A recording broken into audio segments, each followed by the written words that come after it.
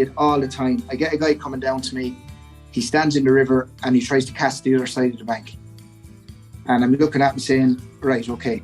So I said, if I get you now and cross the bridge and stand on that bank over there, what bank are you going to try and cast it? And he's standing looking at his feet. And he's saying, well, here. I said, exactly. I said, you're in the river. I said, position yourself, watch the river, read the river, see where the fish are. Hello and welcome to the Ireland on the Fly podcast about the people and places of fly fishing in Ireland. This week we're speaking to Dan O'Neill, who guides on the River Nore, to tell us more about the fabulous brown trout fishing to be had on the river. Plus Dan gives us some insights into what it's like trying to make a career out of fly fishing in this country. But first, Tom, you've come down from the high of the Orkneys and back to normality now in the Carib. Yeah, back to normality, Dara. Yeah, back to the real thing. Quite well at the moment. Actually, it's probably fishing better than it was in May. So it wouldn't be hard to fish better, but it is. It's fishing quite well. Getting great conditions at the moment. In fact, the lake is rising. We've had a lot of rain. So yeah, it's been good. I haven't been on mask yet because I'm having such good fishing on Carb. I haven't ventured up there, but yeah, it's been good. But what's hatching now this time of year? The small hatch of mayfly. The second hatch of mayfly hasn't been as good as it has been in other years. So the small hatch of mayfly, a few sedge, and they're on fry as well. So it's all, it's everything. But it's really good fishing weather at the moment. I remember this time last year, what happened was fishing got good again in July, as it often does, and has done for the last couple of seasons. But you remember we got a heat wave about 20th of July or whatever. Anyway, we did last year. Yeah, we did. And that just killed it. But we haven't had, it's gone the other way at the moment. And it's been really good weather. So the water rising, it's been good. So I've been enjoying it. You? Since I've been back, I've been out in the Blackwater. I lost one the other day. Oh, did you? Yeah, it was starting to, I thought it was starting to come in good now. There was, I think, one or two lads caught a couple. And then actually, I'll tell you a funny one today. I was out in the Blackwater just for 2 hours and there was nothing doing. And I was chatting to, I met two lads coming up from the, the Island Stream. And didn't know them, like, Eamon, how's it going? And hadn't introduced myself. And he goes, I know that voice. Are you on the podcast? So yeah, that was gas. But yeah, so I was just out in the Blackwater. So I'm eager. It's funny actually, the grilse run hasn't really kicked in. And I was chatting to one of the older anglers today, and we were kind of wondering, like, is everything kind of being delayed because you had the drought, say in June, and has it put things back a bit in the sense of that, because the fish that are being caught at the moment are kind of 10, 11, 12, 13 pounders. They're not grills. Are you serious? Yeah. So it's almost as if they're the kind of the June fish are coming in late, And then the other conversation we were having, we were going, like, do you remember the way the ocean temperature around Ireland was, up a couple of degrees? When was that? A couple of weeks ago? And I kind of going, like, they're not stupid, like, you know what I mean? If the water's too hot, you're not going to go swimming down into it, like, you know what I mean? So we were wondering, like, were they holding off, like, you know what I mean? Wait until the temperature of the ocean kind of cooled a bit to make it actually manageable, like, Actually, of interest, I'm just asking, has it dropped? Have we? Of the ocean temperature. I wouldn't imagine it could drop at any great speed. It's an interesting one. I haven't been reading, crisis articles about it now. Although the crisis seems to be hitting the med now, like, so. Yeah. Well, doesn't make headlines. Things return to normality never makes a great headline. No, it doesn't, exactly. No, but that's not, it's a good point, actually. I'm wondering, but for the average temperature maybe of the time of year, I wonder, has it gone back to normal? Like? Sure, on the lake is back down to 15. I took it today. 15? Yeah. And what is that normal for this time of year? Naturally, it's going to fluctuate way more in a small lake rather than will off the coast. So I wouldn't imagine that the temperatures have dropped a huge amount off the coast of Ireland, but mightn't take. I don't know. That's why I'd like to find out more about it.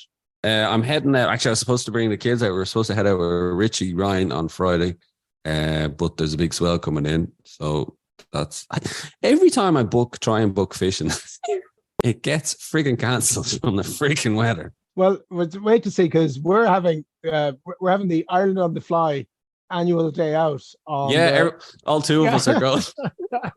all two of the team are going on our annual day out in Cork. It's the inaugural annual day out. So, I mean, judging on your record, I reckon the heat wave's probably going to come in about 3 days beforehand. Yeah. I got a call from you like the night before. Sorry, Jared, just, stay at home. Yeah. This is our third attempt at it. Yeah. So fingers crossed. I'm jinxed. Actually, it has to come to an end. Like, so the last 2 times I was out fishing, I lost fish, right?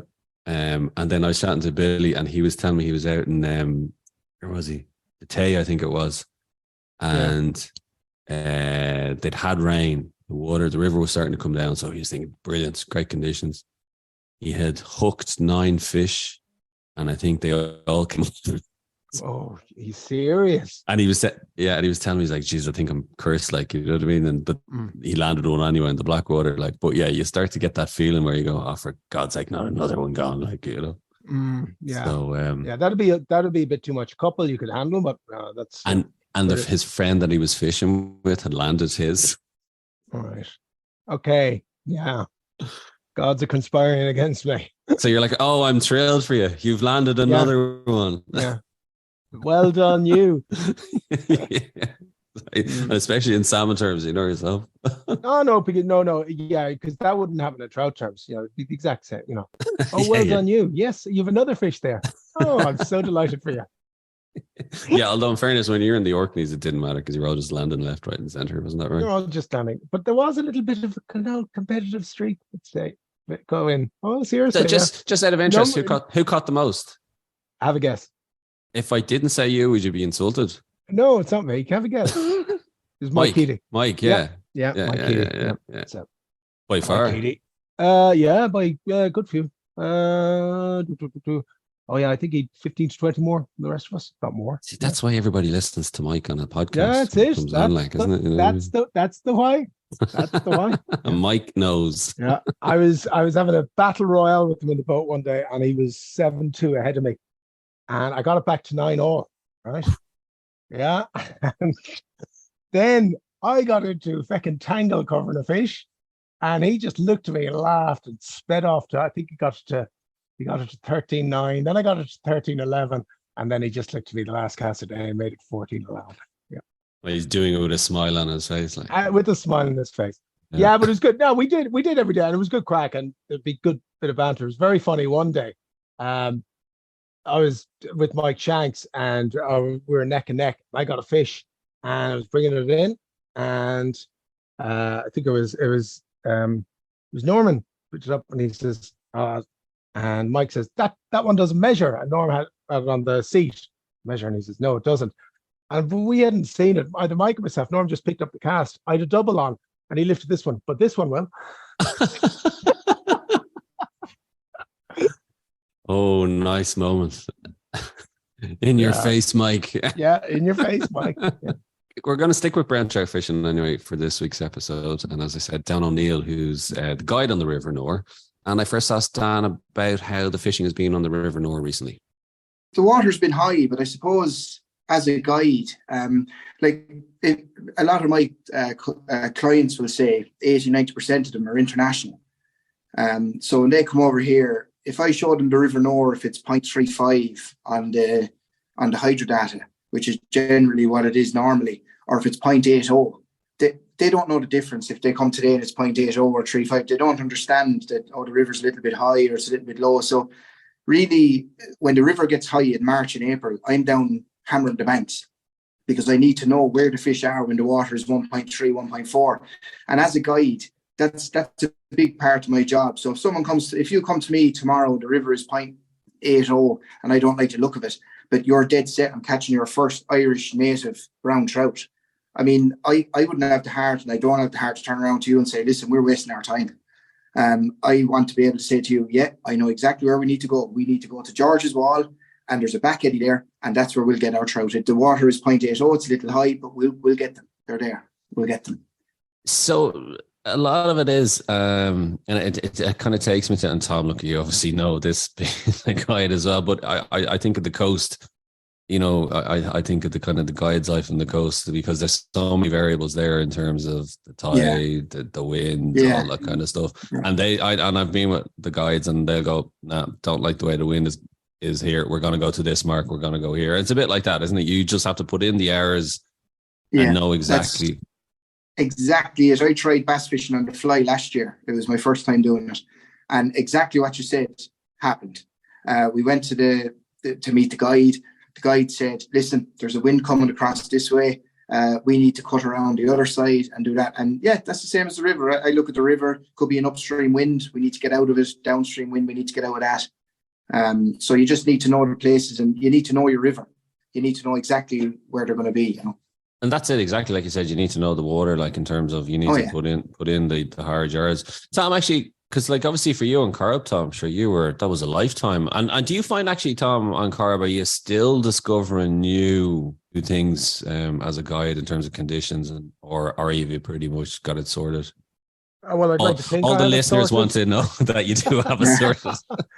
And as Dan would say there, you know, and he's saying it, and I'd say it as well, you like to think you have it sorted. But, you know, you're going to get thrown up at so many different things sometimes. And you know that as well, Dan. But you can only build up a certain amount of experience and, you know, play with what's put against you. Has there been any new condition or new things? No, but there will be unusual ones, you know, and ones you have to face up with. And, you know, I'm with you there, Dan, entirely. You know, when you have clients coming and they want to, you know, they're all keyed up and all ready to go, and you know, and that's the thing is, you know, as a guide, that's your job, that's my job, you know, and that's what you got to do. And it's you know, it's you building up the experience that, you know, hopefully you can use your experience. I see you saying it there, like a hammer in the banks in March and things like that, and finding out about places. Like I'll often do it, like kind of what you were saying there. I'll often do it on days off. I'll check areas that aren't fishing well or haven't been fished, and just to see. And quite often I'll find nothing, but the odd time, as you probably know it yourself, Dan, you'll find something, and you go, well, I'll use that. I keep that to myself. Yeah. You're exactly right. And sometimes, like you said there, I'd find myself going up along the riverbank and breaking down some briars and going in and fishing a spot, and I catch one fish, I'll catch a second, and when I hit the third, I leave. That's enough. Yeah. I know they're there now, and I know that the river is maybe 0.40 or something, so I can hold that spot. Because as a guide, there's no point in having a trick up your sleeve. You have to have tricks up your sleeves, because you definitely need more than one. There's no point in just having a trick up your sleeve. And it doesn't come down to sometimes just patterns. It could be the area and again the wind. So yeah, I fully agree with you there. That's kind of my pleasure fishing. Yeah, no, but I'm interested to know there as well then. I mean, how far will you travel? Like, where's your base on the Nore? Or do you have a base?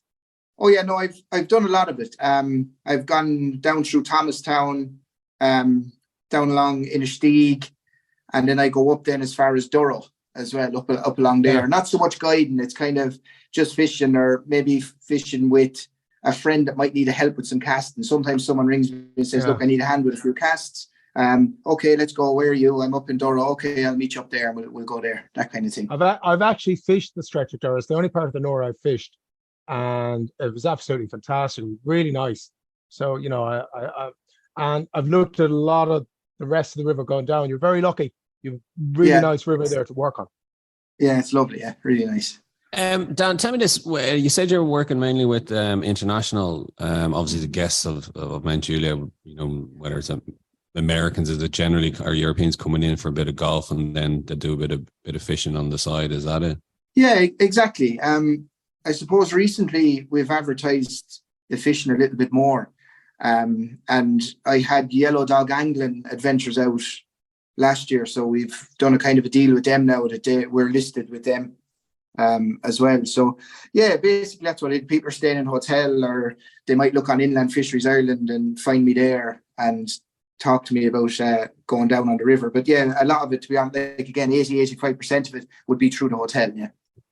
And tell me this, do you have to manage expectations? I'm just wondering, what's the expectations of, say, a visiting American tourist? I try to lead the session from my expectations. So when someone hires me as a guide for Mount Juliet, I have a set of expectations that I want to produce to them, that I want to give to them. So what I mean by that is, if they hire me to go brown trout fishing, well, then I want to go down. I want to catch them. I want them to catch their first brown trout, whether they've held a fly rod before or they haven't. So I've set my own expectations, and I try and deliver that across the board. Of course, they come over and they would like to catch a fish, but I try to tend to make sure that they do. With salmon, of course, it's a little bit more difficult. Conditions have to be right and stuff like that, but it's nearly all brown trout. When the Americans come over, it's nearly all browns, because when they come over here the odd time and they say salmon, and you say, oh, well, there was a salmon run last week, they're thinking like 4,500 salmon coming up the river, when realistically it could have been 10, so but it's mainly trout. Anyway. In terms of the River Nore, just give people a kind of an overview of the Nore, what it's like as a river. Peter Driver, Tom, isn't that right? That's Peter Driver, doesn't he fish the Nore? Yeah, he does. Yeah. Yeah. So So Peter would be slightly upstream of Mount Juliet. He's in Mullingrange there. That's where he has the shop. I talked to Peter a lot, Peter Driver, and he mentored me for my app guy exam as well. So yeah, I think I put him through hell when I went up there with a fly rod and stood in his front lawn, and he said to me, do a couple of overhead casts there. And the next thing he done was lean back against the fence and took out a pouch of old Holborn and started rolling up cigarettes. So I knew I was in trouble. But he got me there eventually. Yeah, he got me there eventually though. So maybe just give us an overview of the Nore, where it rises, where is it flowing into, and kind of just, where's the best stretches or the most popular for fishing there? Yeah, so it rises in the Devil Spit Mountain. It's 84 miles long, and it flows in, then it goes down through Innisteague. So we're kind of in the lower reaches in Thomastown. It goes on down into Innisteague then and goes into New Ross, and they join up then the North Shore and the Barrow join up, and then they flow into the Irish Sea. So that's the fishing wise. Upriver can be very good, like up around Durrow, where Tom was talking about there. The river it gets a little bit narrower up along there, but it's great. It's challenging fishing. Down along where we are, we kind of have it widens out a little bit, the river, I find. There's some lovely glides and everything else, but the Nore is known for being a very good trout river. And then you have the Kings that comes into it, the Dynan comes into it as well, which are two fabulous rivers, and they're probably being fished quite heavily at the moment because the Nore is actually quite high. Where's the Kings actually? Where is that going through? So the Kings then would come through, and it comes down through Kells into Ennishnag, which is just near Stonyford, and it actually flows in then on Mount Juliet water, just up from what we call Norlands Bridge. Right. It comes in there just at the joinings. It was never dredged, was it? No. So it's as it always has been. Unlike the Barrow, which you talked that you fished on, but the Nore has never been dredged. No, it hasn't. No. It's drained. Exactly. Yeah. So, but I mean, the River Nore, I fished the Barrow and the Nore, but I go back to the Nore every time. And even when I fished in, in Europe, I've done a little bit of fly fishing around, and I always love to come back to the River Nore. The River Nore is where it's at for me, anyway. It's your home water, so to speak, like. Yeah, exactly. Yeah, I mean, I just don't like straying too far away from it. I enjoy it. I know it. I like it, and something about it. And what is there for clubs? What's the kind of main fly fishing clubs on the water? So down our direction, we have a small club of 25 members, and then there's Thomastown Anglers then, which would be downstream of us. We border with Thomastown Anglers, which is an absolutely great club. They do an awful lot for kids. Peter would be involved with that. I think Taffy held an event not so long ago for kids, for juveniles, in association with Thomastown Anglers as well. And then, of course, they have their competition coming up now shortly as well. Yeah. The fly is that the famous one? I think I've seen videos of it. Yeah, you probably have. Yeah, that's gaining traction more and more as the years go on. What is it exactly? Give people a kind of an overview of it. Yeah, so it's a lot of the fishing now is there's 30 teams of 2, if I'm correct. I'm nearly sure that's what I heard the other day. So it's 30 teams of 2. They fish over 2 days, over a Saturday and a Sunday. There's 2 sessions on the Saturday and 1 session on the Sunday. I'm nearly sure it's 2 3-hour sessions on the Saturday and it's 3.5 hour on the Sunday.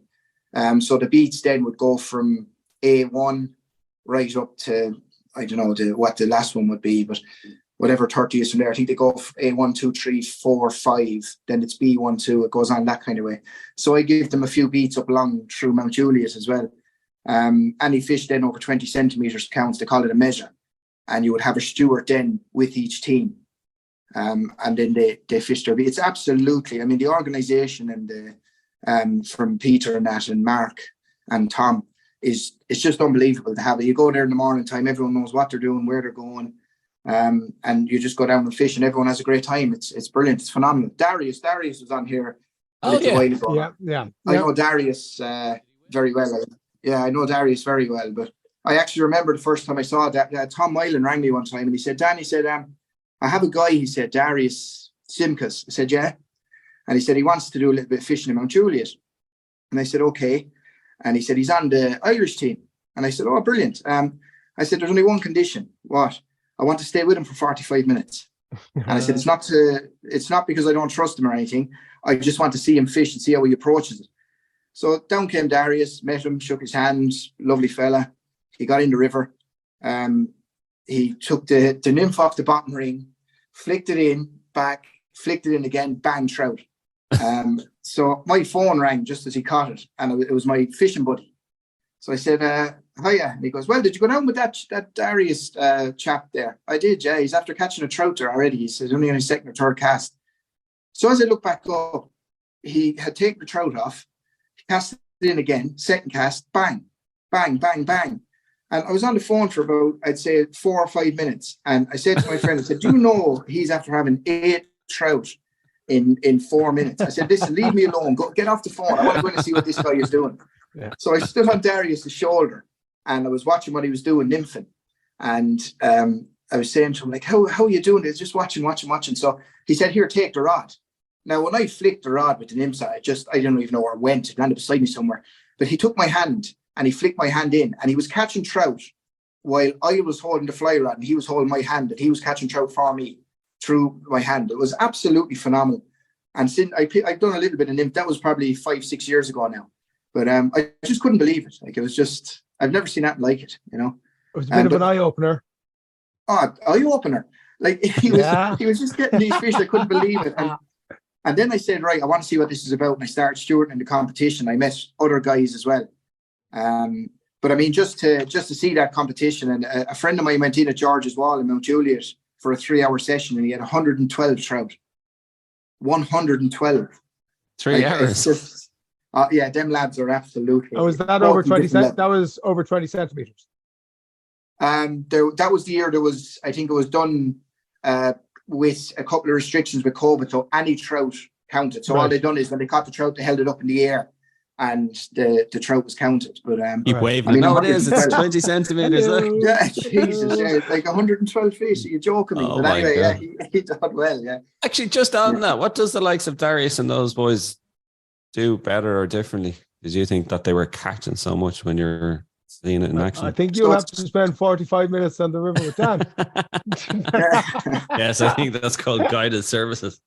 Yeah, but it's extremely technical what they do. I was watching them and I mean, they know everything. They know the feel, they know their rod. When they cast in, they know where their nymphs are in the water columns. They're quick to try. They don't zone in too much sometimes like I would go down sometimes for a cast and all of a sudden I realize, oh, it's 2.5 hours and I didn't change my fly once. These guys know time. They know exactly what to do. They know how to, which is a big thing, is working the beat. So when they're given their beat, they're so good with their time. They look at their beat, they know what time they have. And as they're going up through it, just as they're finishing off, the buzzer goes. They know exactly how long they have and they're moving and they're watching where the fish are. They see the currents. It's like me with casting. I do a lot of technical stuff with casting, but them lads they're extremely technical and they keep trying and keep moving. And another thing is too as well, they listen. You know, they listen to people. They listen to what people have to say, no matter who they are. And like Darius said, you know, when he's at the Worlds and everything else, and he's looking at different setups and different nymphs, and then comes back here and tries it. You know, and that's it. It's just learning as you go. I don't think you'll ever know everything, you know. Attention to detail, isn't it? Yeah, exactly. Yeah. Dad, tell us maybe just a bit about your own background. Where did you grow up? How did you get into fishing? Yeah, so I mean, I grew up in Gorn in County Kilkenny, and my dad, I suppose, he was a lot to do with everything with fishing. He'd done a little bit of fishing, and he started taking me along with him, and we fished the Barrow for perch. We caught bream. I used to love catching bream.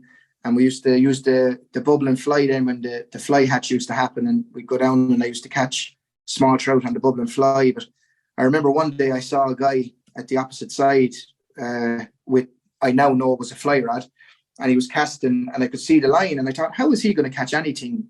The fish will see that line a mile away. In my innocence, I suppose, when I was 7 or 8, I thought that the fly was tied onto the fly line. I didn't know anything about leaders or any of that kind of stuff. And I thought, Jesus, he'll never catch anything. But he did anyway, and he caught an awful lot more than what I did when I was using the bubble and fly. And after, I suppose, as time went along, then I got a job as a linen porter in, my mother got me a job as a linen porter in Mount Juliet Estate. It was probably about 13, 14. And I saw the river, obviously. And just off where the linen room was, there was a little room called the fishing room. And this fascinated me. And I remember looking in through the glass and seeing all the rods on the walls and everything else. And I asked my mum, I said, what's that? And she said, oh, well, people go fishing here. There's a guy called Matt Bulger, who's the fisheries manager. And I said, he's a what? And she said, he's a fisheries manager. I said, oh, no idea that was a thing. But one day, anyway, when I was doing my duties, I had a bag on my back carrying sheets upstairs. And as I got to the steps to go up, they were carpet. There was a bloody butcher caught in the step. So I put the bag down, took the bloody butcher out, went in, tapped on Matt's door, approached him, and I said, excuse me, Matt. I said, I found this, it's a bloody butcher. And he said, show me that there, young man. So I showed him anyway, and he looked over under his glasses at it. And he said, how did you come to know, he said, what that was? I said, I do a lot of fishing with my dad. Do you? He said. And I said, I do. Very good. He said, thank you very much. So I said, no problem. So about, I don't know, maybe a week later, I was walking out the front of the main house. And I took a right to walk down by the river, and Matt was outside pacing up and down with a mobile phone in his hand. It was probably a Nokia 3210, one of the good ones, or one of these. And I said, are you okay? And he said, no, I'm after being let down. And I said, let down? And he said, yeah, I'm guiding for someone now, or gillying for someone. And I have another man coming now, and the gilly won't answer his phone. And I said, I'll do it. And he said, excuse me? And I said, I'll do it. And he said, but how will you? I said, listen, I'll manage. I know what I'm doing. I'm okay. I know enough to take someone. I'm okay. So he said, are you sure? And I said, yeah. So he brought me in and gave me a pair of wellies and a kind of a jacket thing. And I put that on. And as I came out, the man that I was the guide for was coming up. And he said to Matt, he said, I booked a guide. And Matt said, yeah, there he is. And he said, this man, and I knew by the look on his face that he had fishing rods older than me, or shoes or something. And he said, oh, okay. So we went down to the river, but this guy, in fairness, he knew what he was doing. I would have been stuck now if it was someone who didn't, but he knew what he was doing. He just wanted someone to hold a net, I think, or take a picture. Anyway, I don't know how it happened. Someone was looking down at me, but he hooked a 12-pound salmon down in front of the main house. So I netted it for him anyway, and he was delighted with himself and everything else. And from then on, I was guiding. That was it. I was guiding from there on in. And how old were you then, actually? How old were you then, Dan? 13, 14. Around the same age as you, Tom, was it? About then, yeah. That's only 5 years ago. Serendipity, though, like you said, the fire. And actually, do you know what is strange, Dan, is I've heard stories of that, of say people who, you know, became professional guides, and it was like just look like that in the sense of, oh, I happened to be walking along and somebody didn't show up and somebody said, can you know, and it's amazing the amount of times I've heard that kind of story. That well, that's exactly it. Like, and like I said, it went on from there. And then I think when I was 18, I became fisheries manager there at the age of 18. Too young. I just didn't have the time. And what happened is I went off to do an apprenticeship. and I couldn't balance the two. So another man took over, but it kind of disappointed me a bit, because when I was doing handover, I remember walking into the fishing room and I said to the guy that was taking over, I said, look, if next weekend I'm free, I'll bring you down for a cast. And he looked at me and he said, I've never held a fly rod or a rod before. I don't fish. I said, well, how are you going to manage here? Oh, I'll just take the bookings, he said, and we'll see from there. And that kind of, it upset me a bit. And I kind of walked out, and I kind of left for about maybe 2 years.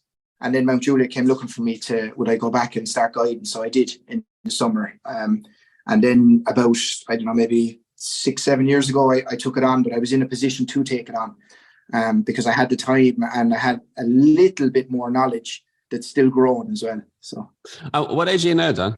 I'm 36 now. So did you make a conscious decision then, like kind of in your 20s, that, you know, I want to work in fly fishing? That's where I want my career to be. Or did it just kind of happen? Some of it just happened, but there was always a part of me that I knew I'd end up doing something in the countryside, because, I mean, the thing I remember most is I remember walking down my primary school corridor, and I remember the principal coming out and calling me and saying, come here, O'Neill, he said. I said, yes, sir. And he said, there's no point in you just being good at nature.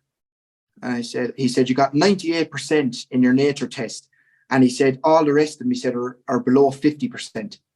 And I said, oh, 98? And he goes, yeah. I said, what did I get wrong?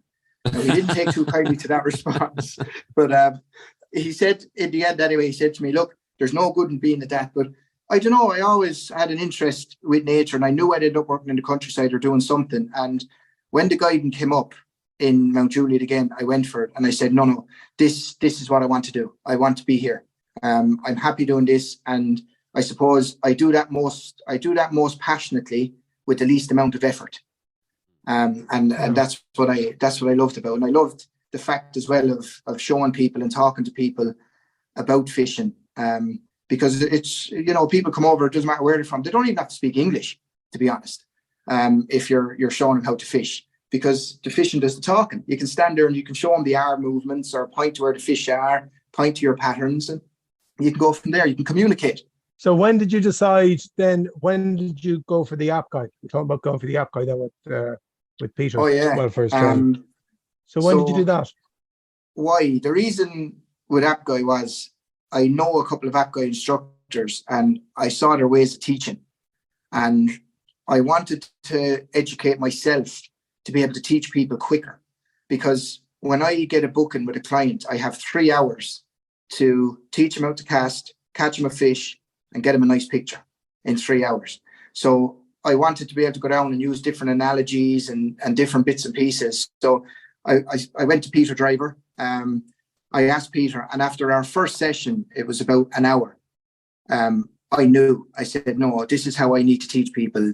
Like, he was professional, he had all the stuff, and I wanted to go down the app guide route. So I got the syllabus and went down through the syllabus, enjoyed every single minute of it, of the syllabus, about the flies, about the casts, reading Peter O'Reilly's books and other people as well. I enjoyed all that stuff. And I just used to go out the front of my house where I used to do all my casting. But the problem I had was my casting was in October.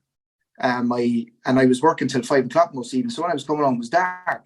So I used to be out the front with a leader, which would flash like hell, and cast it towards the street light to make sure that my line and my leader was straightening out. And I used to get the usual comments like, you won't catch any fish there, or what are you doing? All this kind of crap. But do you know what? It went over my head. Now, if you looked out the front in maybe November of last year, it looked like a Christmas market, because you had all these red pieces of wool and pink pieces of wool hanging out of trees and lanterns, and I since got them down. But I want to do that. Took my exam in October. I remember driving up to Dublin, and I remember getting up as far as probably about Putcheen Still, and I looked over at the opposite side of the dual carriageway, and I said to myself, I'll be driving down there later tonight, and I'll either have a certificate from App Guy or I won't. And I was thinking to myself, how the hell am I going to drive back down there if I haven't got the cert? So I went in, and Keith Cole, Pat Hughes, Ken Stewart were my casting assessors. Arthur Greenwood and Trevor Green were my practicals, and they made me feel at ease. Keith was talking to me. I went out, done my casting, that went okay. Come in and done my practical, that went okay. And I remember sitting down in the room, and the chair, Arthur Greenwood, came back in and sat down with the lads, and he said, right, congratulations, we'd like you welcome you to the committee. And something, I don't know what the hell it was, but from the top of my head to my toes, something just flushed down through me. It was just a feeling I got because I had so much respect for these guys, and I had studied them so much and put so much effort into it, that it was just, I was floating on air on the way home. But I remember going out and taking a right out of Banbridge Anglican Centre, and in on the left there's a bus stop, and I pulled in. And as I was pulled in, I could see Keith Cole and the lads driving out, but they were touching their brakes. They thought maybe I had a Southern Ridge car, so they thought maybe something was wrong or whatever. But I was actually downloading the advanced app guy syllabus as soon as I drove out, because like I said to them, I had no intention of stopping now. I want to keep moving, and I want to keep going and progressing. So I suppose that's when I came in contact with Glenda Powell. Rang Glenda Powell the next day, and I said, Glenda, hi, my name is Dan, working on Julia's. I have my app guy, looking for an advanced mentor. So Glenda said, okay, let me call down to you and I'll talk to you and we'll see. So I said, right. So Glenda and Noel Fitzmaurice came down to see me. We went for a chat, done a little bit of fishing, which was great. And she recorded a little bit for her newsletter and them kind of things. But when it all was finished, she sat me down and she said, Dan, how would you like to be part of a pro team, or like as an ambassador? And I was thinking, is this really happening? Like, and she said, would you like, I'm with Cadence UK, and I'd like you to come on board if that would suit you. I'd bring down James Robbins and let meet you and see how it goes from there.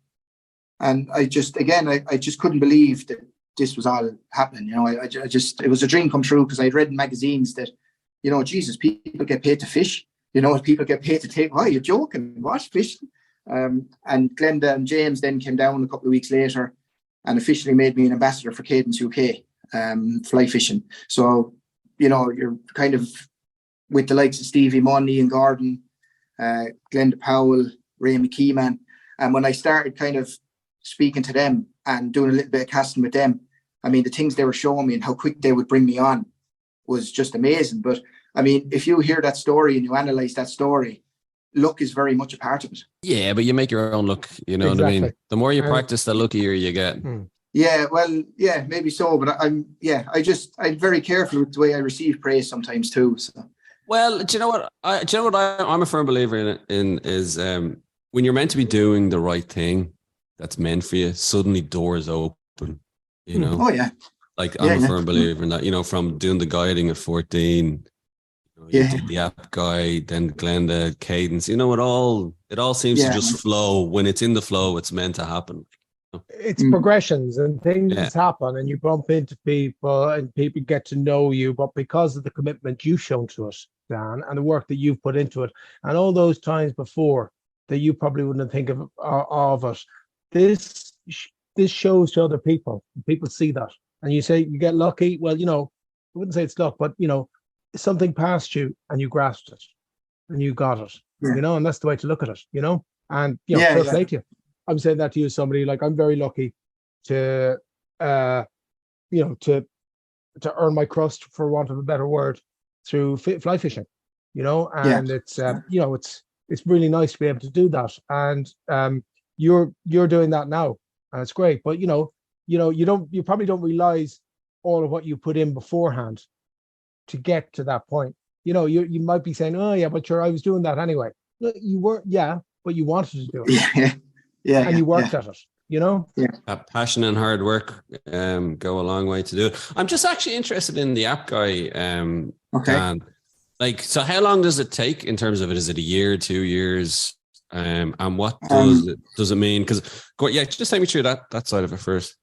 Yeah. So the first thing you would do is you download the syllabus, and what you would do then is you have casting, and then you have you learn the different fly groups, and different bits. So you would definitely want 12 months, 12 to 18 months even. I would definitely give myself the longer side of it, maybe to 18 months, because I was never very good at like talking to people or in front of people. And I was kind of, when I read I had to do a presentation in front of people, I was a little nervy about it. And then I was looking at the fly groups and I was looking at all this casting, and, you know, I thought, Jesus. And what I done is I went and I learned with the casting with Peter. I went out, put the hours in, got the casts, got the other bits.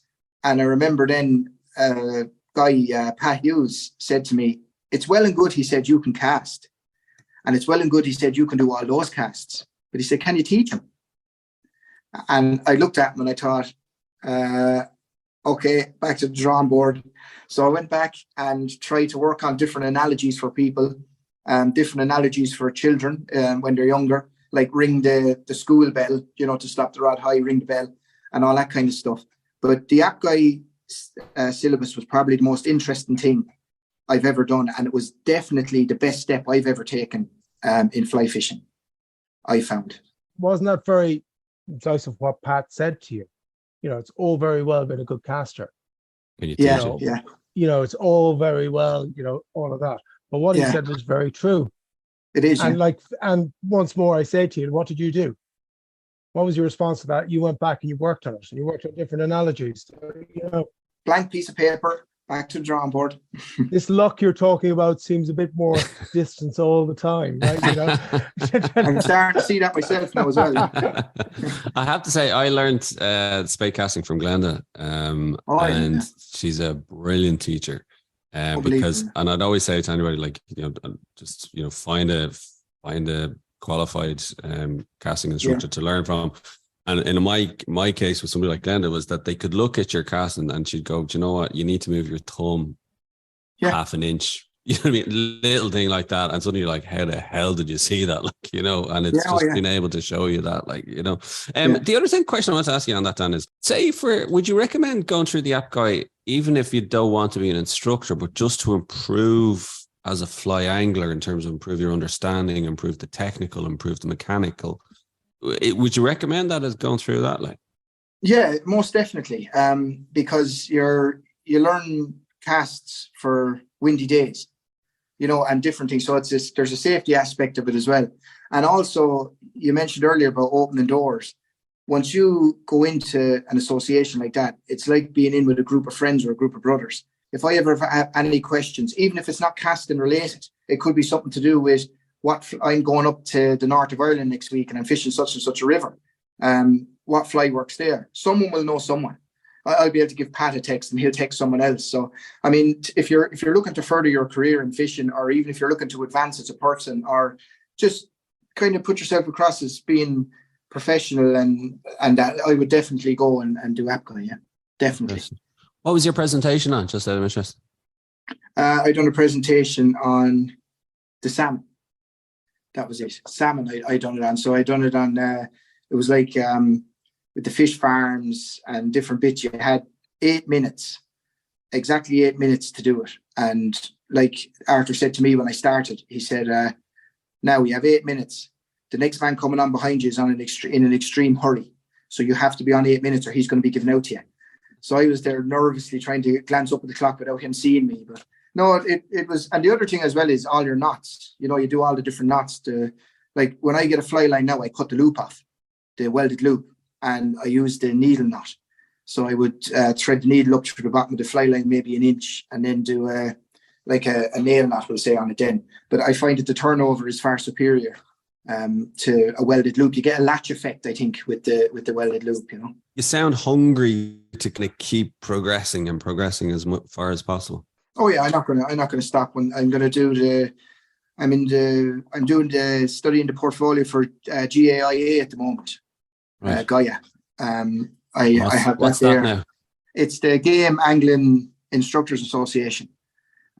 So I just want to be a part of that as well, and then move on to their advanced level, and then do the advanced in APGAI, and then move on to IFF as well at some point, and then eventually get my MCI. The way I see it is that when you do a syllabus like APGAI, it becomes addictive. So when I done the app guy syllabus, it was addictive, and I done it over the winter, which helped because I fish maybe up until the end of October. So when I was studying the syllabus, I was keeping myself sharp. But it's a massive interest, and it's broadening your horizons. And like you said earlier on there, again about doors. When I passed app guy, I walked through the app guy door, and there was 6 more doors there.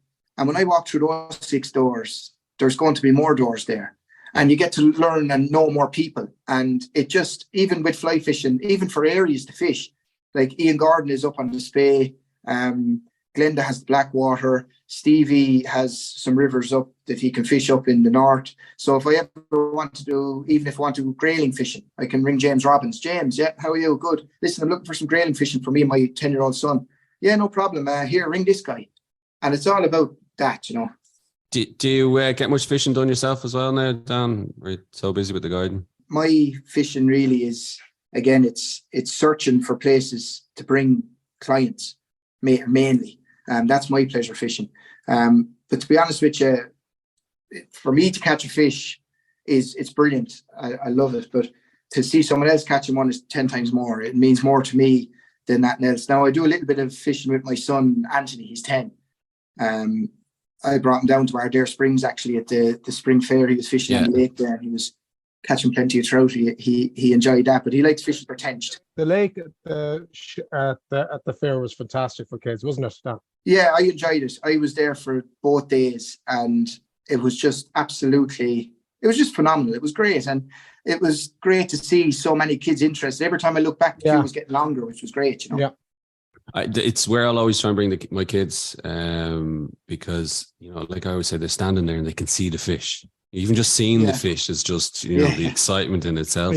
You know, then catching them then is the next bit. Like, actually, before we move on to our final question, I wanted to ask you, Dan, because it is fascinating hearing you talk about the kind of the casting and kind of how enthusiastic and passionate you are about it. Any kind of tips for people in terms of general kind of what you see when you're dealing with, not with absolute beginners now, maybe just people who are, you know, fishing, but maybe just a couple of tips in terms of what people should be looking out for to improve? Brilliant. Yeah. So I'm glad you asked that, because I actually had that written down on my notes. Asking for a friend here, of course, you know. Oh, yeah. Aren't we all? But listen, the number one thing, there's 2 things that get me with people casting. The first thing I would do is, generally people use maybe a 9-foot leader. Okay, so you're using your 9-foot leader. Okay, we'll work with 9 foot. So what I would do is I would pull out, we'll say, from the reel 21 foot of fly line, and I would mark it with a black marker. Okay, and that now is that's my safe zone. So that's what I want to cast with. So if I'm a beginner, that I know that's 30 feet, and I practice with that distance. So I practice with my 30 feet. I get to feel what it feels like for the rod to load. I get to know my rod better. And again, I know it's 30 feet. Now, what you get some people doing is they go down with their rod at first. They rip off all this fly line. They have absolutely no idea how much is out. They're trying to do a cast, and they're thinking to themselves, what's going wrong here? I was getting this perfect the last time. Well, you have an extra 9 foot of line out. So what's happening is when you come back, your pause is not long enough, allowing your line to straighten behind you. But when you see this black mark at there, you know there's 30 foot of line out there, and you can make your casts, and you can do your casts. That's definitely one. And then again, like I said, get to know what your rod can do, get to learn the rod, get to feel the rod. The next thing is then as well, I see it all the time. I get a guy coming down to me. He stands in the river and he tries to cast the other side of the bank. And I'm looking at him saying, right, okay. So I said, if I get you now and cross the bridge and stand on that bank over there, what bank are you going to try and cast it? And he's standing looking at his feet.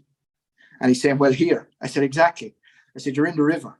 I said, position yourself, watch the river, read the river, see where the fish are. Sometimes you make a 45-foot cast, or if you want to make a 50-foot cast, you're after scaring the fish that are at 30 feet, which have bolted forward and scared the fish that are in front of them. And now the closest fish to you is 75 feet away.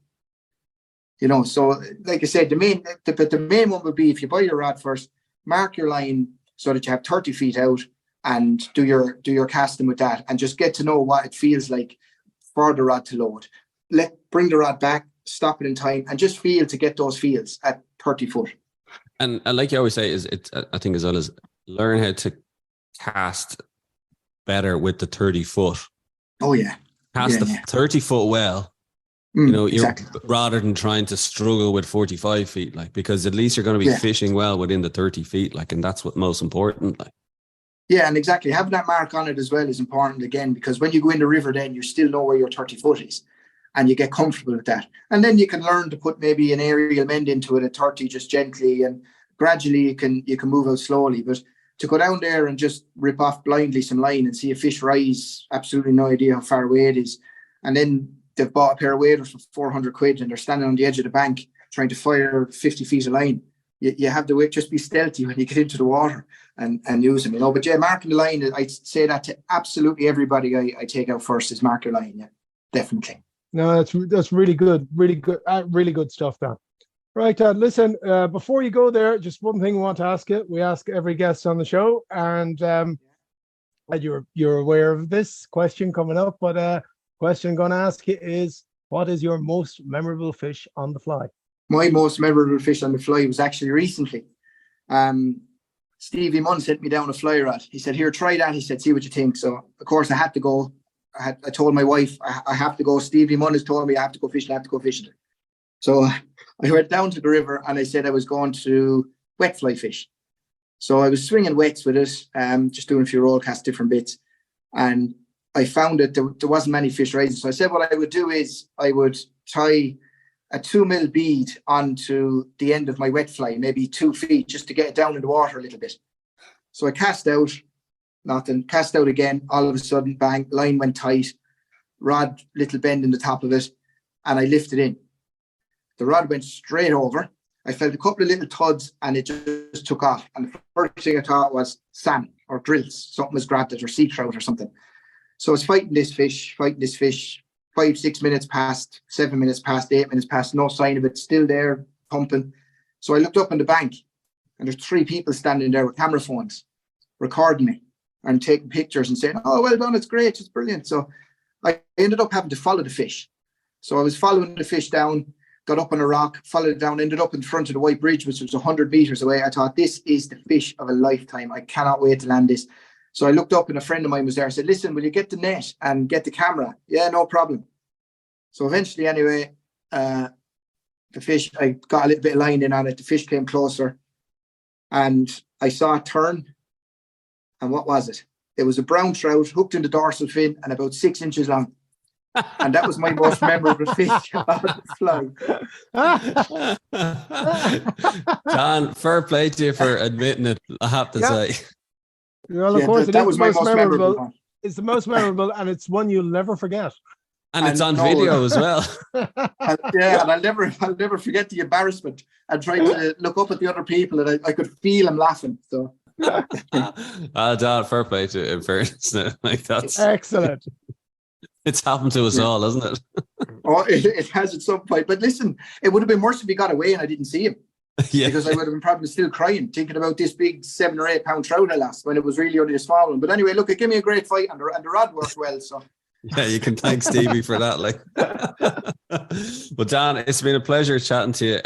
And even just finding out about your career. Best of luck for the future in terms of the guiding, the instructing, your passion and enthusiasm for the casting side of it. The app guy, actually, yeah, it's something to look into if people are, interested, maybe just in maybe taking your angling career just another kind of step, or giving it another layer, might be something of interest to people. Yeah, and look, my details are on the Inland Fisheries website. So if anyone has any questions, my email and phone number is there anytime at all. If it's to do with fishing, I'll gladly talk about it. There's no problem. And do you guide all across like if people are looking to fish on the Nore?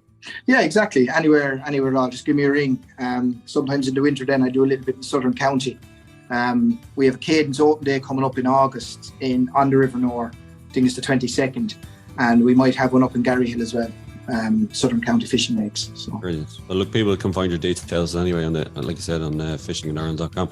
Dan O'Neill, best of luck for the rest of your career with it, and tight lines for the season. Dan, thanks very much. It was great to have you on. It was really good. Thanks a million. You too, and thank you very much for having me on. Our thanks to Dan O'Neill for joining us on the show. Don't forget to rate, review, and follow the Ireland on the Fly podcast on Apple, Spotify, or wherever you get your podcasts from. Plus, you can keep up to date on IrelandOnTheFly.com as well as on Instagram. And myself and Tom will be back with another episode about the people and places of fly fishing in Ireland.